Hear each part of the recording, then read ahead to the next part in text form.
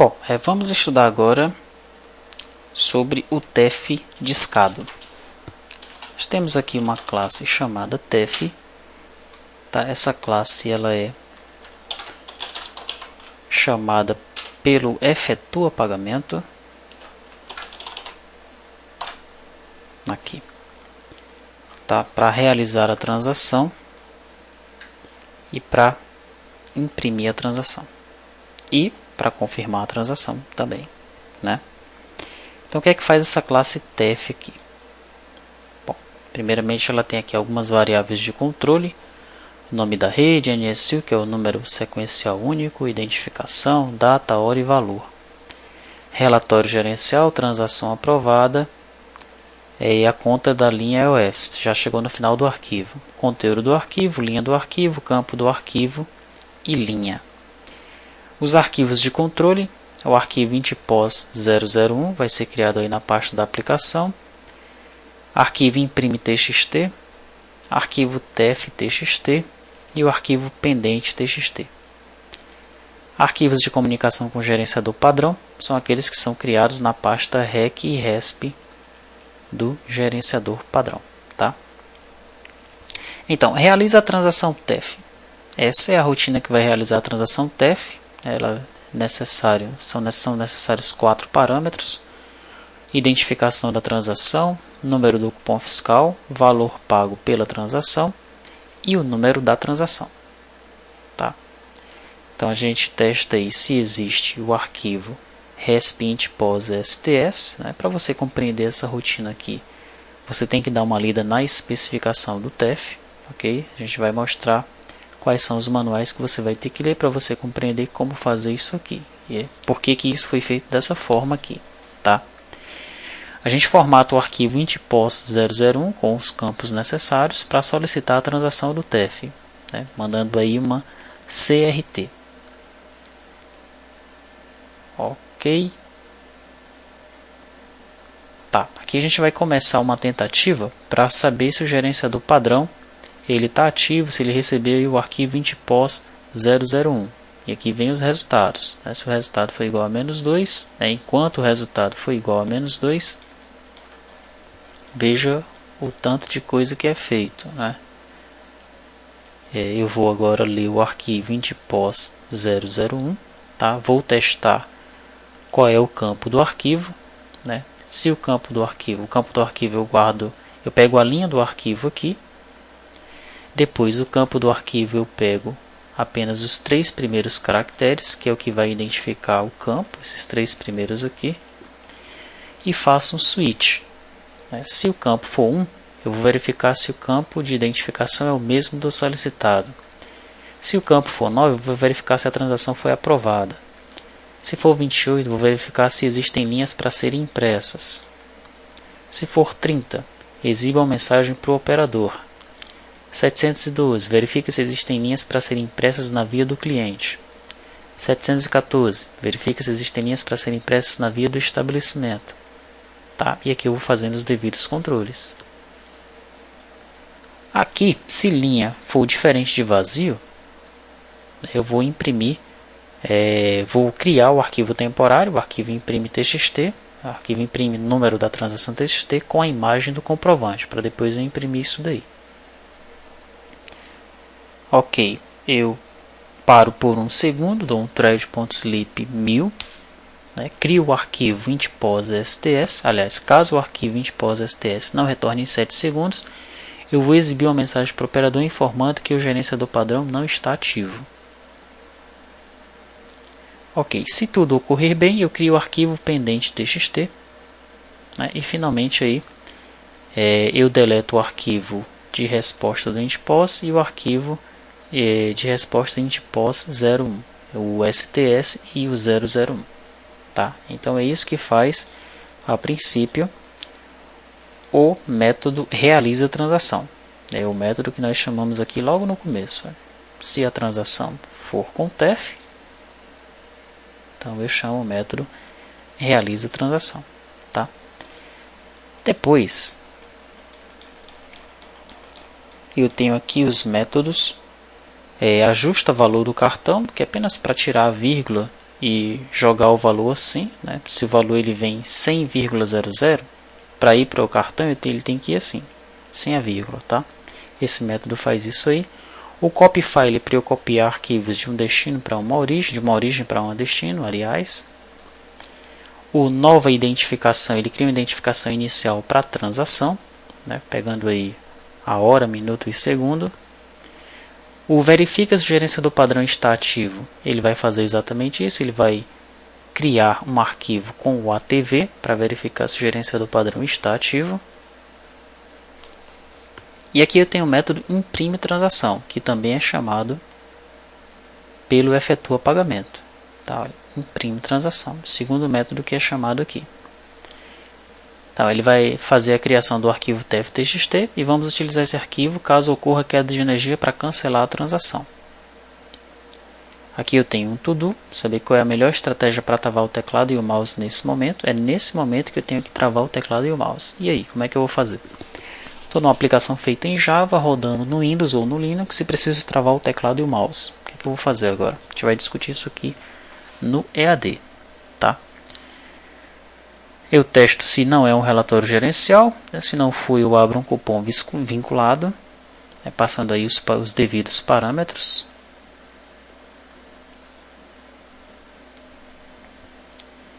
Bem aqui tem um outro to-do. Devemos controlar se há erro de comunicação com a impressora nesse momento. Como é que a gente faz isso? E aqui, qual é a melhor estratégia para destravar o teclado e o mouse? Então eu tenho que travar aqui e tenho que destravar aqui. Como é que a gente vai fazer isso? Tá? Depois que eu imprimo a transação, eu tenho que confirmar a transação. O gerenciador padrão ele tem que informar para o módulo da administradora que deu tudo certo. Tá?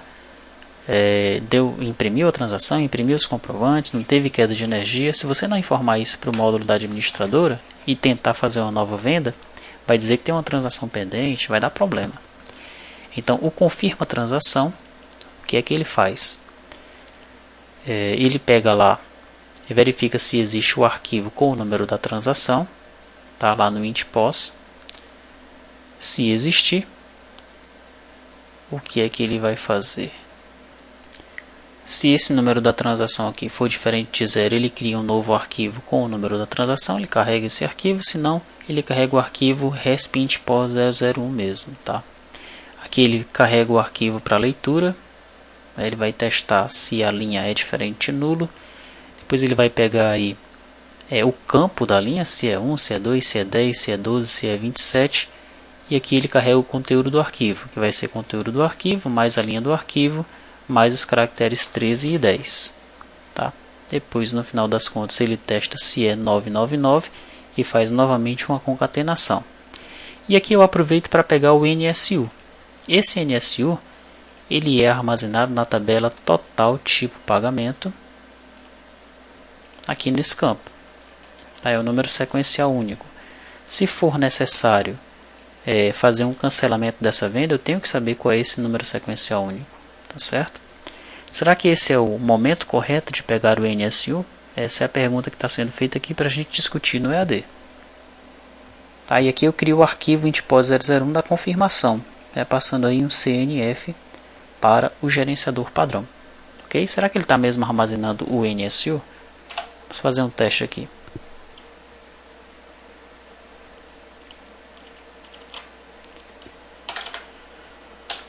Pegar um produto qualquer, vou vender esse produto, F7, vamos colocar aqui no cartão de débito, R$2, Visa,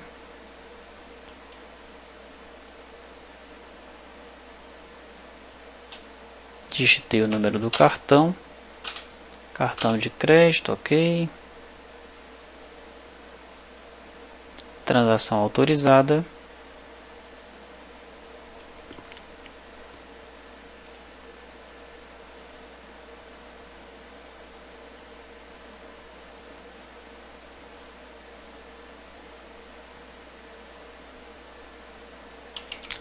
Perfeito. Ele imprimiu aqui o comprovante, tá? E no banco de dados vamos ver o que aconteceu. Tá aqui, ó. colocou o valor de R$2, tipo de forma de pagamento, o tipo de pagamento 2, que é cartão, e aqui o número do NSU, tá?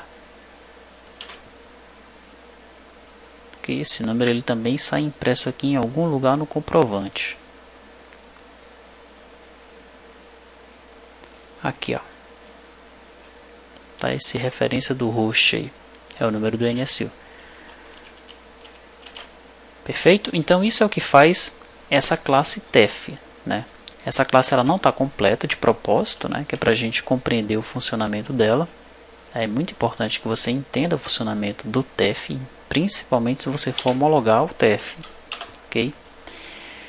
Existem questões aqui a serem consideradas, né? Nós estamos desenvolvendo uma aplicação Linux, tá?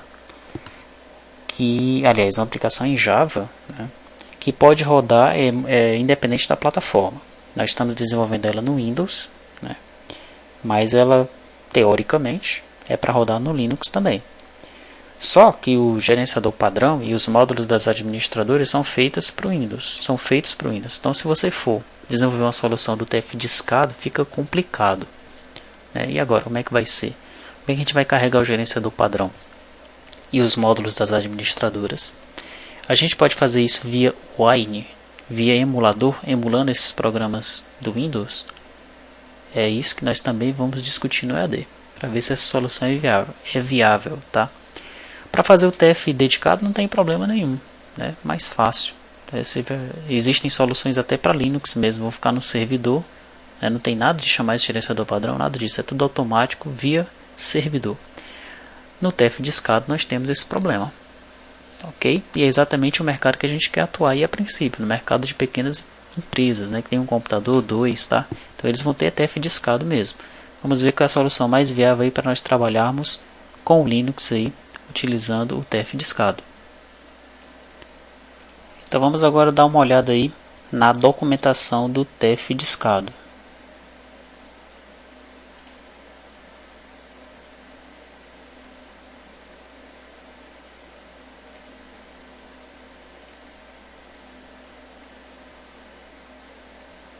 Nós já vimos que dentro da pasta TEF discado nós temos aqui vários arquivos, tá?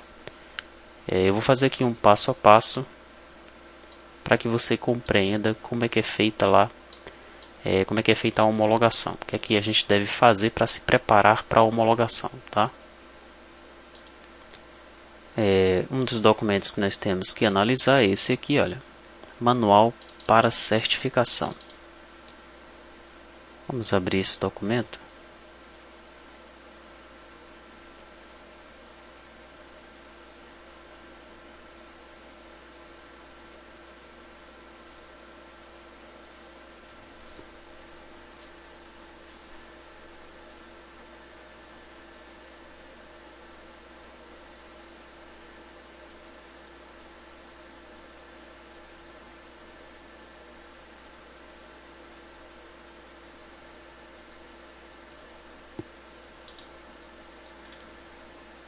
O documento está sendo aberto.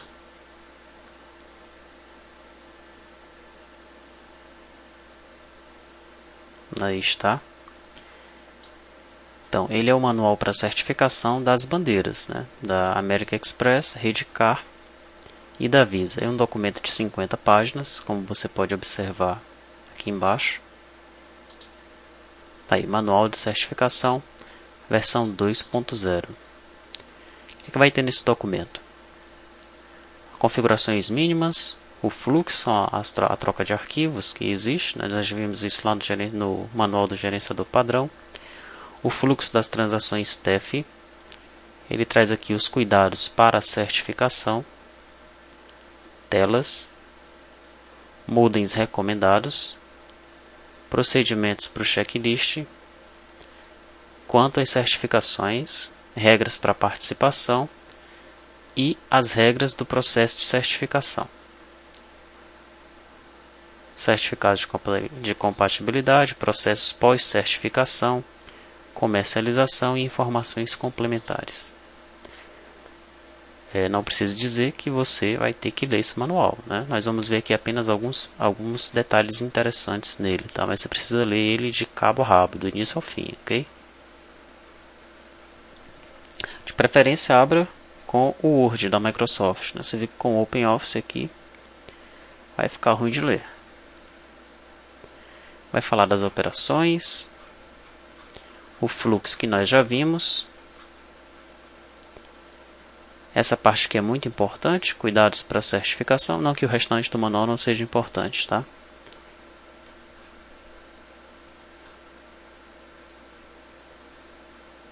Tratamento da queda de energia. Quando desligar a impressora, o que é que tem que ser feito? Que ele vai dar o passo a passo. Tratando a exibição de mensagens. Se bem que isso daqui não é muito a nossa preocupação. O componente já está fazendo isso para a gente, né? A questão do foco, né? Em todas as transações, nunca o aplicativo de automação comercial poderá perder o foco. Ou seja, não dependerá do operador em hipótese alguma teclar Alt Tab ou clicar com o mouse para o foco retornar para a automação, para a aplicação comercial. Portanto, aconselhamos a realizar os testes sem mouse. Tratamento de impressão. O Windows XP, tratamento referente à queda de energia quando em formatação NTFS. Então tem coisas bem específicas aqui. O Windows 2000. Conflitos de IRQ em relação aos dispositivos.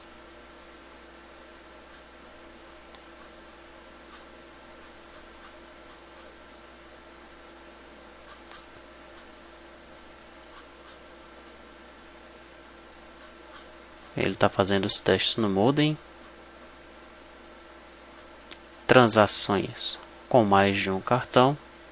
Que vão existir as observações em relação a isso. Queda de energia durante uma venda.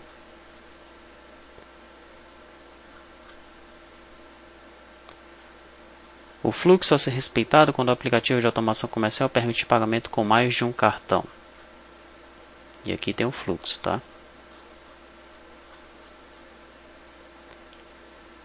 Separamos algumas telas para esclarecer o processo de integração do sistema de automação comercial com o TEF discado.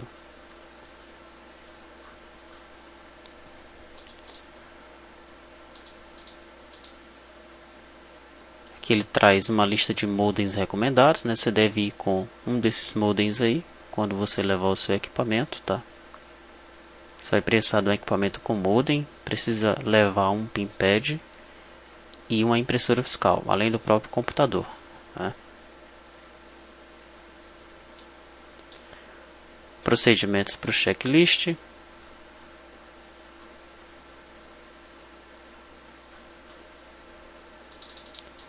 Tá, então, como já mencionei, tem que ler isso aqui. É o primeiro manual que você vai ler. Primeiro você lê lá o do gerenciador padrão. Tá? Entendeu como é que funciona? Porque o gerenciador padrão é aquele que você vai ler para entender como é que você vai fazer a aplicação, né? Como é que funciona a coisa. Depois que você compreendeu, desenvolveu a aplicação, é hora de homologar, tá? E aqui vai mostrar para você quais são os passos importantes para você passar pela certificação. Esse é o primeiro, né? Você deve passar por ele aqui. Esse é um manual geral, né? Mas nós vamos ter aqui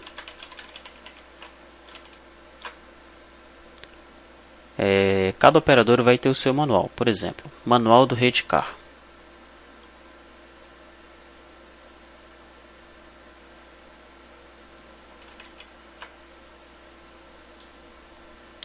Tá, mas esse aqui é o manual de instalação e configuração. Mas que a gente já fez, a gente já viu como é que instala, né, qual é o programa de instalação, pelo menos, tá? Aqui vai só ensinar a instalar. Ele traz aqui algumas explicações sobre as funções que você deve enviar.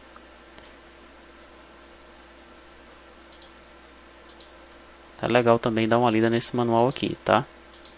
Como é que funcionam as telas do Redcar. Ok, mas para a certificação do Redcar, aqui está, olha, roteiro Redcar pré-homologação. Esse aqui é que é o roteiro. Pronto. Então, eles vão preencher isso daqui, né? Razão social, nome de fantasia, os dados da empresa, os dados da aplicação, informações sobre operações opcionais, recomendações gerais e cuidados para a certificação, aqui específicos para o Redcar.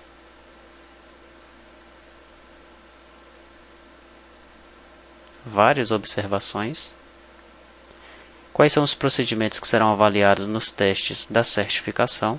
Tá? Então, transações com o cartão TEF. E aí os testes que serão feitos.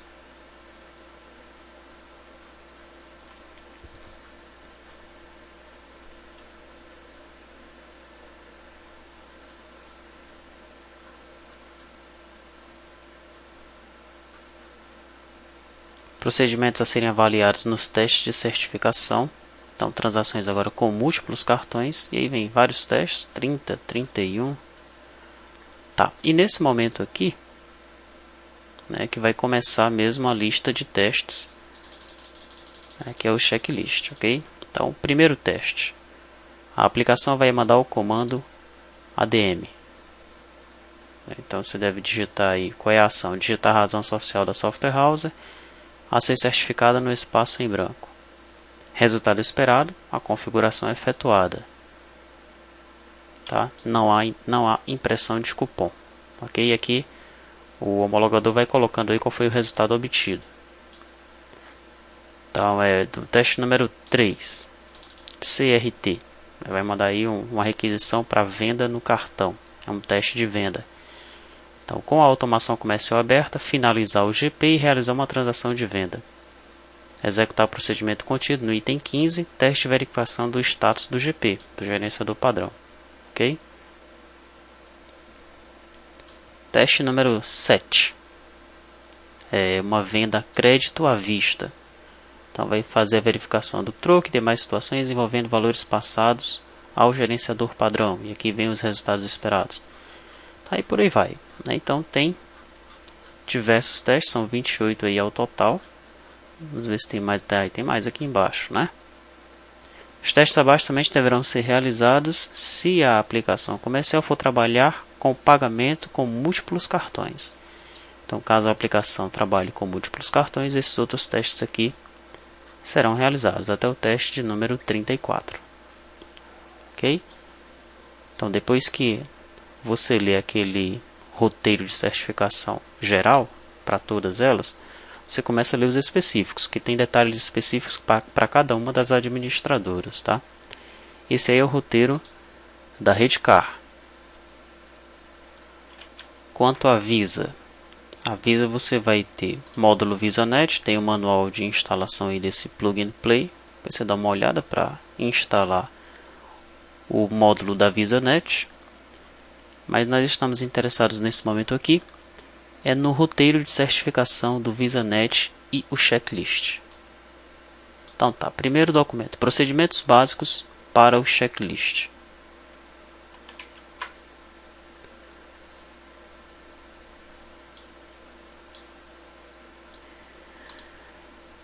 Olha só, regra para exibição das mensagens no campo 030000. O que é esse campo aqui? Você vai ver o que é esse campo lá no manual do gerenciador padrão, que fala sobre todos os campos, né? Então, a primeira etapa, inicialização do terminal, venda no crédito, realizar uma transação com valor zerado ou 100% de desconto.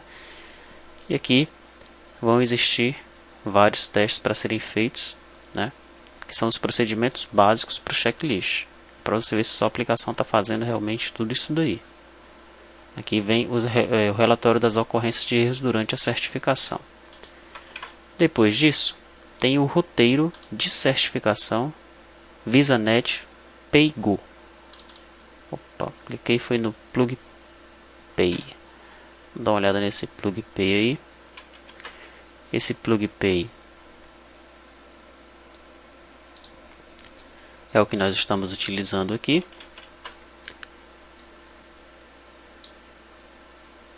Tá, então automação comercial AC, ponto de venda, TEF VisaNet. E aqui vem os testes, né, também em sequência. Tá? Primeiramente os testes para venda no crédito, a situação, o resultado esperado e aqui as observações.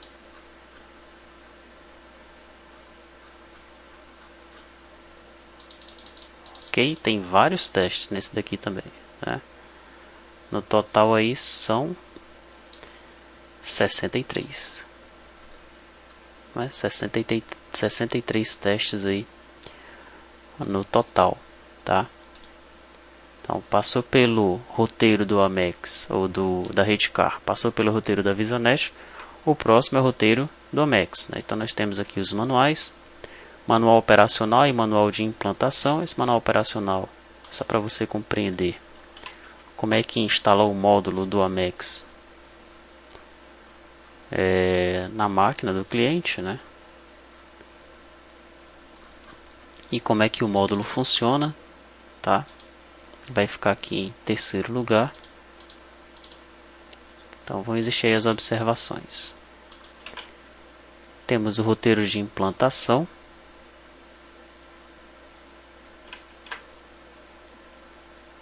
Tá? Roteiro de instalação do TEF discado.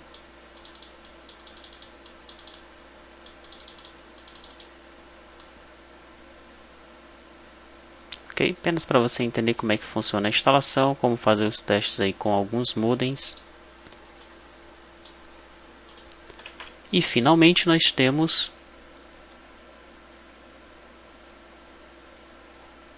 o roteiro da certificação do Amex. Vamos procurar aqui. Redcar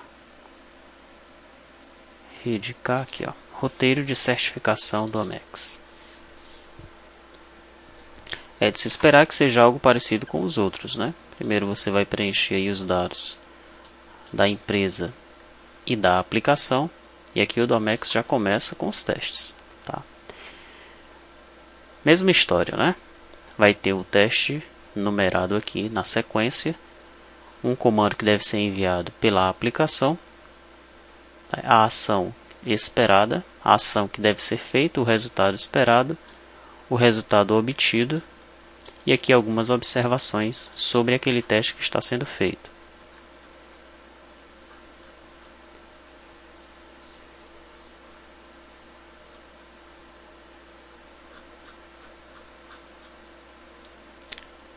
Tá? Temos ainda aqui o Hipercar, o cartão utilizado aí em alguns estados. Nós utilizamos nesse Hipercar o HiperTEF. Tá? E aqui também vai ter o roteiro de instalação, de homologação. Tem os manuais aqui que são necessários para isso. Bom, a T2TI ela vai homologar, né, a aplicação dela. Essa aplicação que nós construímos aqui, que vocês vão aprender como construir. Nós vamos homologar o TEF discado, tá? Para Visa, para Redcar, para o Amex e para o Hipercar, né? Para o cartão Hiper. Tá?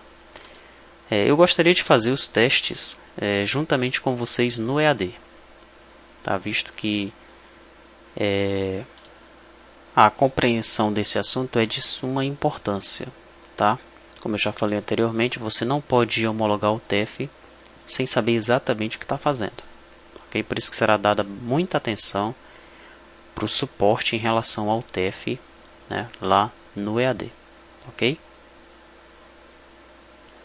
E se você vai ser um representante da T2TI, né, vai representar o sistema da T2TI, tá? Aí você não precisa se preocupar muito, né? Você pode acompanhar o roteiro que será feito, todos os testes que serão feitos juntamente com os participantes no EAD, mas não precisa esquentar muito a cabeça, visto que você não vai homologar a aplicação. Somos nós que vamos fazer a homologação, tá bom?